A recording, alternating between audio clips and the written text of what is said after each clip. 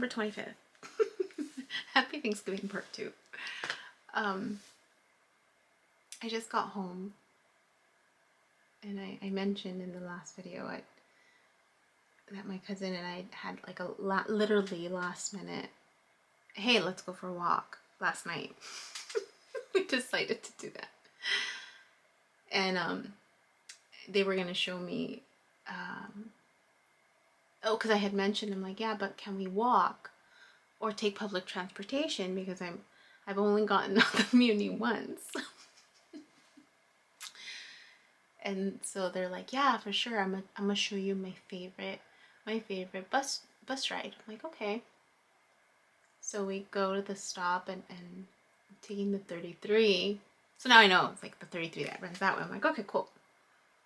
And so little do I know, it's taking us to Twin Peaks.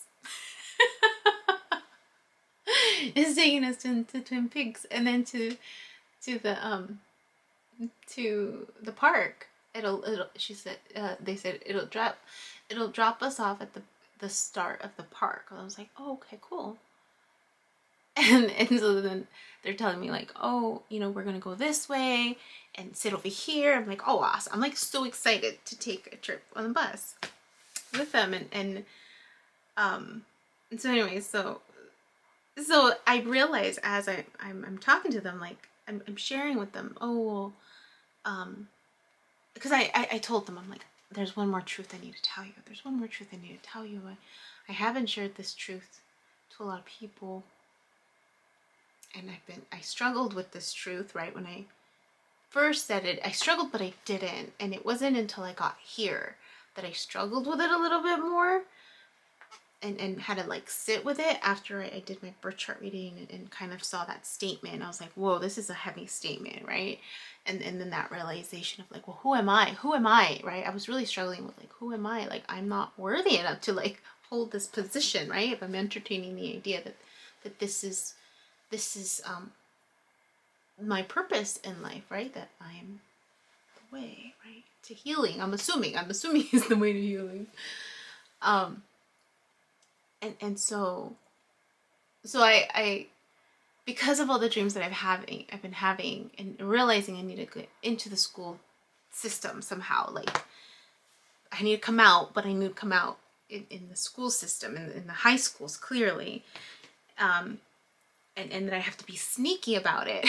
Because I was telling them my dream. I'm like, so here's what happened. So I had to backtrack and tell them. So anyways, but it was funny because on the bus ride up, I was telling them, like, that's so funny that we're going to Twin Peaks, because the video that I posted today, I talk about walking to Twin Peaks and what that experience looked like.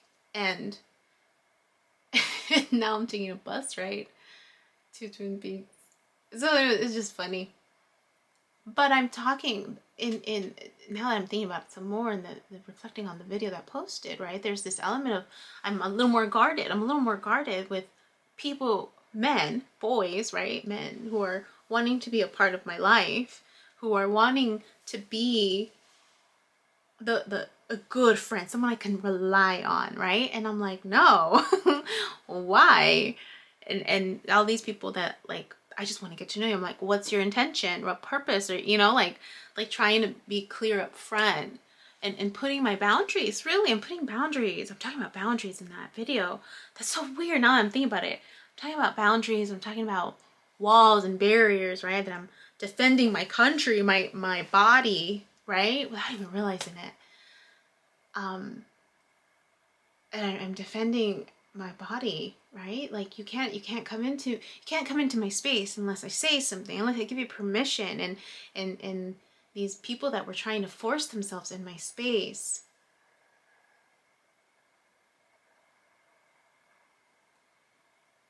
I'm getting other flashbacks of dreams.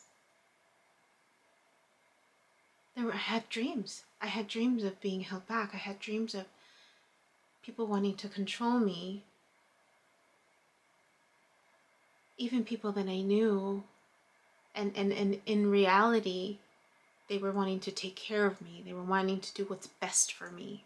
And these are guy friends. And I remember having dreams of them where I'm being pinned down and I don't like it. I don't like it at all. That I'm being controlled. Wow.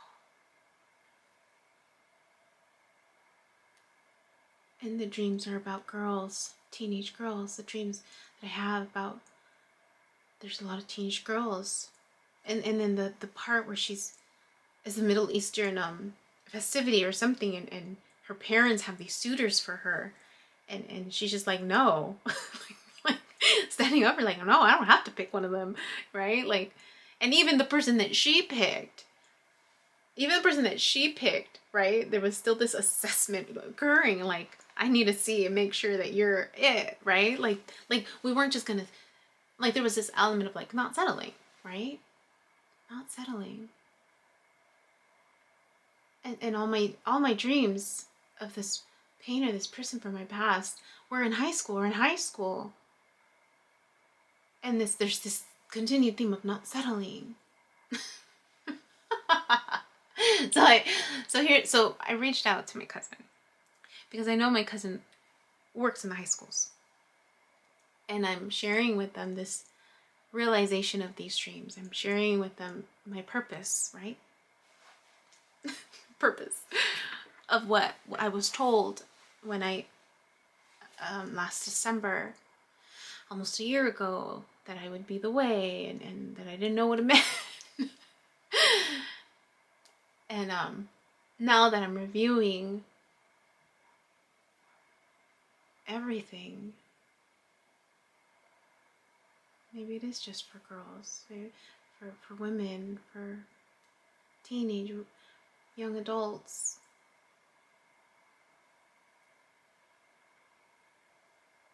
To not settle, right? And so I was telling them, like, there's these dreams, and I'm having to sneakily get my way into the administration office and sneakily get in to out myself, like to come out, right? And the whole restroom scene, right, where I'm just like, kind of like, oh, it's like I'm being exposed again, like all over again. I mean, the restroom's cleaner, but there's a bunch of girls, teenage girls, and it's bright. It's a bright restroom. It wasn't dirty, but all the toilets were exposed, except for the one in the middle. Except the walls were of the stall were wide, and I didn't care. And I went in and I peed anyways, and I'm like, I don't care if they see me, I just need to pee. So there was comfort in my discomfort, right? Of having to come out to the two teenage girls. Two teenage girls on this high school campus. And even those other dreams where I can't get intimate. I can't get intimate with a guy. I can't get intimate with a guy. Like, he can see me exposed, right? Because I'm sharing my truth, right? Like, I'm here's my truth. I don't care if you see all of me, but I'm choosing not to get involved with you because I see your inner child. I see your inner wounds, and it just turns me off. It turns me off in my dreams. Like, no, ew, no. Like, I can't even be with you because I see your inner child wounds. Do your work, do your healing. Because I know my worth, and I'm not just gonna give up to anybody, right? And even like, so anyways, I'm going off tangent. So my cousin suggests that I go through Project Survive, that I take the course that they offer and become a part of this program. And they're telling me their experience, and there's an opportunity for them to share their story. I was like, I did something like this. I used to work, actually, I worked for Awareness Inc. in Orange County. It was something similar. But it was, this organization was more on promoting abstinence. I mean, we're talking Orange County here. So it was back in the day. Back in the day, it was more conservative, and could be still, I don't know. And I was trying to promote abstinence and using the fear factor of STDs or STIs, and then I had to share my personal story. but I wasn't completely honest then. Like, I remember I had to talk about like how I was waiting to, I wasn't married then, but how I was waiting, and the reality was I wasn't. I didn't wait when I got married to have sex. Like, the whole 7 years that we were dating, we had sex, you know? And we were sneaky about it. It was exciting. And so, but I had to pretend like I didn't, right? Because people were ready to hear the truth. And so, yeah, like I just, so anyways, whoa, going back, way back. That was when I actually had like 4 different part-time jobs. When I was in college, I had 4 different part-time jobs. And so I was a public speaker. I spoke at high schools. I did that for a year. I traveled to different high schools, different days of the week. And then on other days, in the mornings I was a TA, and in the evenings I was like a teacher at an after-school program, and I wrote a curriculum, and I had my classroom of 30-some kids that I had to watch for like 5 hours because their parents got home late from work, and they would get picked up around 6 or like close at 5:45, 5:30, 5:45. And then from there I would have to drive. This was all in Orange County. I worked in Santa Ana, and then I would drive to the SC campus, the satellite campus out there in, or was it Irvine? No, Costa Mesa. It's Costa Mesa. So close to the beach, close to Newport. And then I have to drive all the way back home to Bond Park. Like 2 hours. I was stuck in traffic for 2 hours coming home on certain days when I didn't have class. Wow. Anyways, so I've done a program like this. Only this one is focused on sexual violence, and it makes sense. It makes sense for me to do this. It's domestic violence and rape awareness, right? And relationships. Really, it's about relationships. And this whole healing journey for me has been about relationships, right? WB. It's been about relationships. To not settle. That I can find that sense of safety and security and self-worth within me. That I don't need to put that on someone else. To make me feel good, or to make me feel safe, or physically, financially secure. I can bring that on my own. I can provide that for myself, right? And that awareness can then help prevent stuff like this from happening. Help prevent people from falling into the same cycles, right? And it brought up, as I was talking to them, and then they were sharing with me, it did bring up stuff from my past. You know, I mentioned that I was sexually molested when I was younger. And then even there was an awareness that I didn't have until recently, well, until today, as we were sharing stories, that I was being groomed. Like, there was an element of grooming, and I didn't realize that I was being groomed until today. I was like, oh my gosh, I didn't realize that I was being groomed. And I don't think it was intentional. I mentioned before, I don't think it was intentional. I mean, it was. I mean, clearly, right? Because this person was older than me. There was a certain element of knowing that everything's purposeful.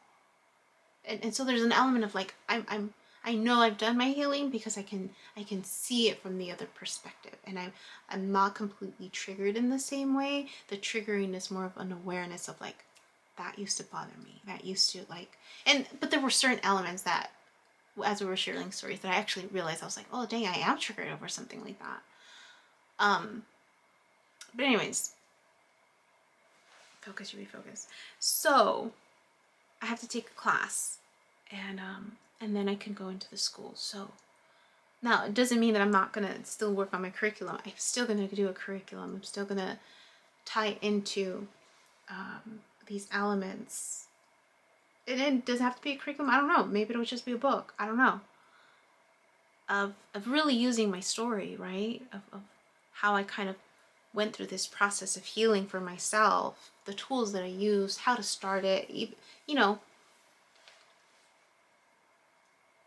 how to start it, and then maybe tie it into the YouTube channel, like referencing certain videos, like, you know, look for this video where I talk about it a little bit more, you know? I don't know. I'm still working on that part. So, I have guidance. I have guidance. I like that they're doing Zoom right now. So I like that. And I think I might have to get, yeah. So it's gonna get busy. It's gonna get busy. I'm gonna be working a lot to get this started up, get this going. And I'm excited. I'm excited for doing this again in a different way, and in a way where it's not, in a way that's aligned, in a way that's in alignment with me and what I'm doing and what my goal is and what my purpose is really. I'm just following the guidance, and this is where it's leading me. And again, this element of like, if it's not meant for me, right, it'll fall off my plate, it'll blow up in my face. So until that happens, I'm still listening, I'm still following along. So it's 5:50. I need to eat my Thanksgiving dinner, which is salmon, asparagus, jasmine rice, salad, and then I'm gonna make my jello, which clearly won't be ready tonight, but I can make the other stuff. And I need to do my notes because I go back to work tomorrow, which should be an easy day because a lot of people have been canceling because it's the holidays. So taking it easy and enjoying that, the low time, right, the prep time between now and next April, when this great awakening is supposed to occur, and getting ready for that, you know. So we'll see what happens. See what happens next. All right. Hi. My name is Yubi, and in case you haven't figured it out, this footage is capturing my experience as I learn to navigate my personal spiritual awakening. I am learning that this experience is unique to each one of us, in whatever way we believe we are embracing living our truth. This just happens to be my journey. And despite me having a graduate degree and a license in clinical social work, this by no means is intended to replace any type of mental health advice. This is just me on a personal level, documenting my experience, shedding light on the truth that I am learning and discovering for myself, and really inviting you along for the ride. If by some magical chance you find this content to be helpful in any way, shape, or form, please click the like button, share the message, subscribe to my YouTube channel. I have an Instagram account, a personal one, and one specifically for this channel that you're more than welcome to check out. I'm an open book. I have also created t-shirt designs.